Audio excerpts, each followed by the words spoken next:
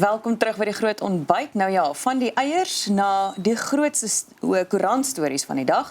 En saam met ons op die geelbank is die ANC vryskutjoernalis, die Andries en die Cornelissen. Baie welkom, Andries. Jy sal jouself in diep moeilikheid kry. Maar ja, kom ons begin by Malema, né? Ja.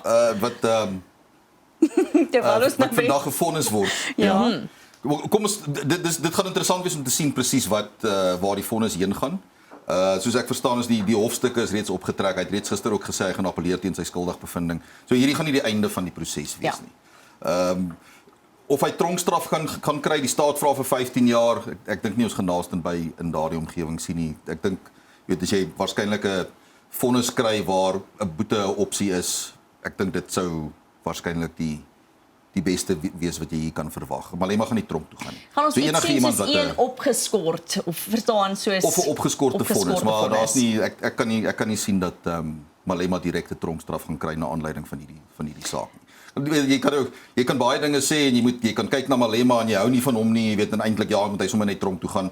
Dis ongelukkig nie hoe dit werk in die hof nie. Ons het 'n grondwet, ons het 'n regstelsel. Weet almal is gelyk voor die reg, of dit is minstens wat die grondwet sê. So ek kan nie sien dat ons dat Malema gaan tronk toe gaan nie. So mense wat daai drome het is hulle gaan teleurgesteld wees. Wel, Landros Toinette Olivier het gesê sy is meer as voorbereid om uitspraak te lewer vandag. Dit klink nogals dramaties. Ja, nee, die vonnis gaan opgelê word, maar jy weet 'n vonnis is maar weet deel van die proses. Dit is ons het gesien met Jacob Zuma, jy weet dis mense wat regspanne het in verskeie stede. Jy weet hy's al reeds regspan in Bloemfontein ook by die appelhof gereed. Jy weet so dis 'n Malema kyk die groot ding vir hom gaan oor sou hy direkte tronkstraf kry sonder die keuse van 'n boete van langer as 12 maande. Dan kan hy nie 'n parlementslid wees nie. So dis eintlik die groter kwessie vir die EFF. En natuurlik hulle sê dis 'n sameswering hierdie eintlik net om hom polities stil te maak. Dis eintlik die enigste rede hoekom hy vervolg word. Ja, ek dink hy lei 'n bietjie aan vervolgingswaansin, maar of hy dat hy nie direk tronk toe gaan nie is 'n voldonge feit.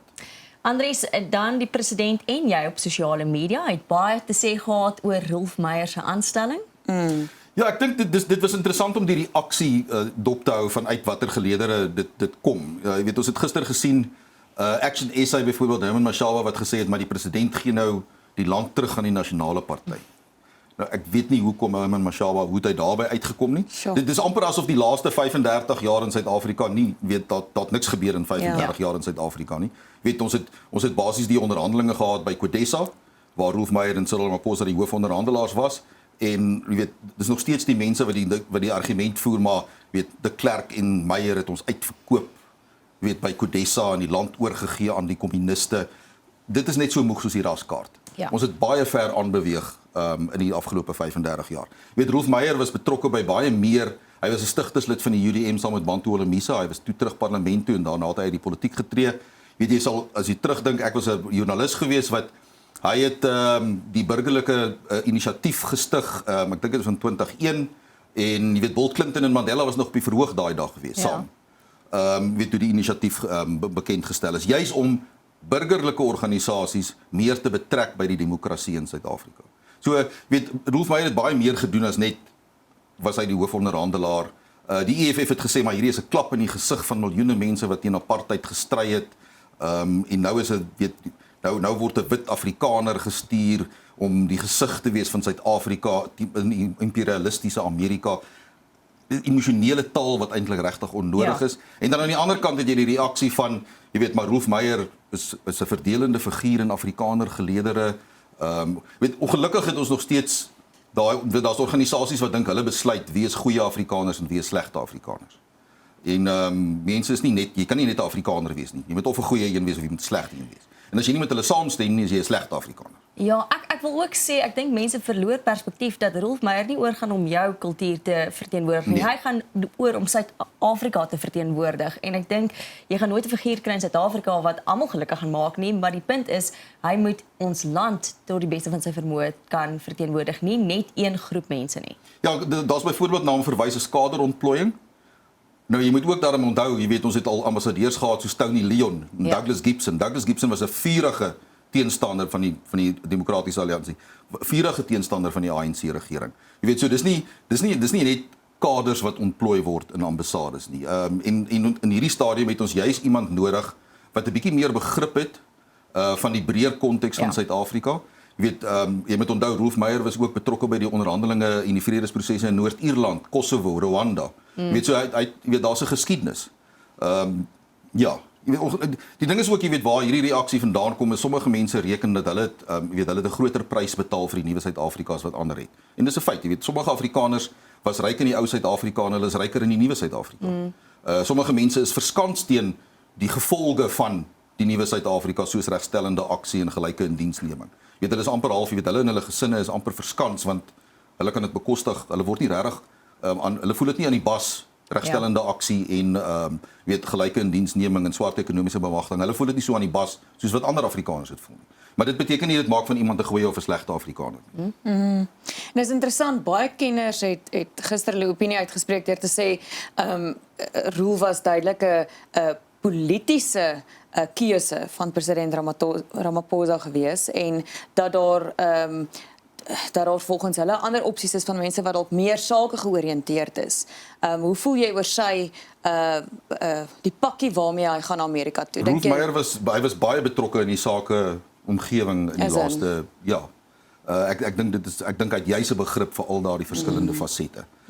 Die ander ding daarvan vir my is sy aanstelling 'n aanduiding van die erns wat Ramaphosa het met die verhoudinge met Amerika. Ja. Want hierdie is iemand met wie hy 'n baie lang pad stap, dis iemand wat hy vertrou en dit beteken ook dat hy het basies omtrent 'n direkte toegang tussen die ambassadeur in Amerika en die presidentskap. So ek dink nie 'n mens moet dit afmaak as dis net nog 'n ANC lid wat gestuur word Amerika toe om Amerika te gaan probeer paai nie. Ek dink nie enige iemand is dom genoeg om te dink jy gaan vir Donald Trump paai nie. So ek dink jy onderskat die president en Rolf Meyer se intelligensie as jy dink hulle gaan net Amerika toe om te paai. Baie water wat nog deur daai emmer moet loop. Dan die CFO, kyk, as 'n finansiële hoof bedink word van korrupsie, dan moet jy weet.